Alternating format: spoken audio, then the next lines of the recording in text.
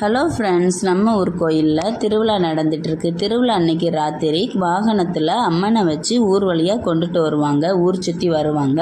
வரும்போது நம்ம சுருள் வைக்கணும். அது சுருள் தட்டில் நாங்கள் என்னெல்லாம் வைப்போம் அப்படின்னு பார்த்தீங்கன்னா, ஃபஸ்ட்டு ஒரு பெரிய தாம்பலம் எடுத்து அதை நல்லா நீட்டாக கழுவி அதில் ஒரு 3 வெத்தலை, 3 பாக்கு, ஒரு எலுமிச்சப்பழம், அதுக்கப்புறமா ஒரு சிப்பு வாழைப்பழம் அதெல்லாம் வச்சுட்டு, அதுக்கப்புறமா நமக்கு தேவையான ஏதாவது பழ வகைகள் வைக்கணும் அது வச்சுக்கலாம்.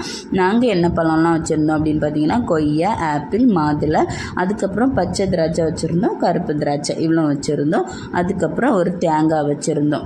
இதுக்கப்புறமா என்னெல்லாம் வைக்கணும் அப்படின்னு பார்த்தீங்கன்னா, ஒரு பன்னீர் பாட்டில், ஒரு பத்தி கூடு இதுவும் வச்சுட்டு, நம்ம காணிக்க பைசா 11 ரூபாயிலேருந்து 101 ரூபா, அது 501 ரூபா வரைக்கும் எவ்வளோ முடியுமோ அவ்வளோ வைக்கலாம்.